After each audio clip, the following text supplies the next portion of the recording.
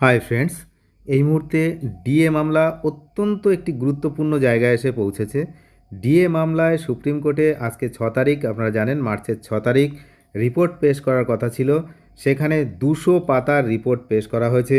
আর রাজ্যের পক্ষ থেকে কিন্তু মডিফিকেশান আবেদন সেটাও কিন্তু করা হয়েছে। বিস্তারিত এই ভিডিওতে আমরা জানব যে মহার্ঘ ভাতা বা ডিএ নিয়ে এই যে আইনি লড়াই, সেটা কিন্তু আবার নতুন রকম মোড় নিয়েছে। যেমনটা আগে আমরা আন্দাজ করেছিলাম তেমনটাই হচ্ছে, যে আবার মডিফিকেশান আবেদন যে অ্যাপ্লিকেশান সেটা কিন্তু করা হলো রাজ্যের পক্ষ থেকে।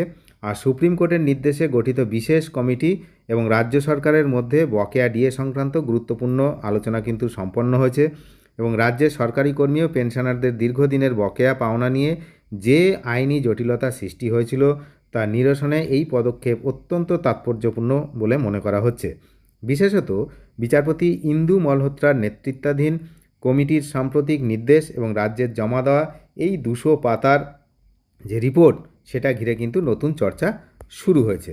তো সুপ্রিম কোর্টে নিযুক্ত কমিটির মধ্যে রাজ্য সরকারের প্রতিনিধিদের প্রথম ভার্চুয়াল বৈঠক অনুষ্ঠিত হয়েছিল ফেব্রুয়ারি মাসের 12 তারিখ, আর সকাল 10টা 30 মিনিটের সময়। ভিডিও কনফারেন্সিং যদিও হয়েছিল, সেটা সরাসরি বৈঠক কিছু না, পুরোটাই ভিডিও কনফারেন্সের মাধ্যমে হয়েছিল।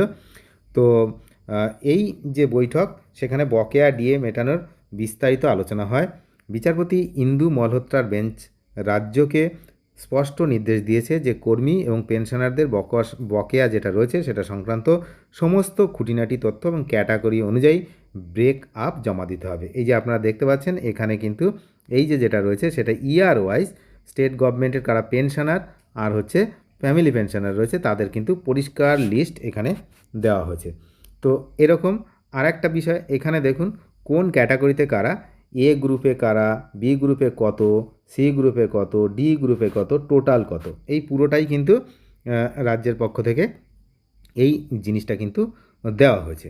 তো এখন এই 19 ফেব্রুয়ারি 2026 পর্যন্ত কিন্তু চূড়ান্ত সময়সীমা বেঁধে দেওয়া হয়েছিল। তো 19 ফেব্রুয়ারি পর্যন্ত দেওয়া হয়েছিল।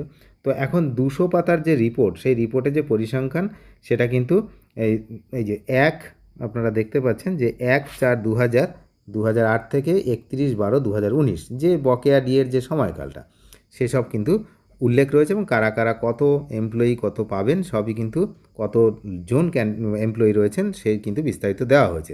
কর্মীর যে পরিসংখ্যান সেটা দেওয়া হয়েছে।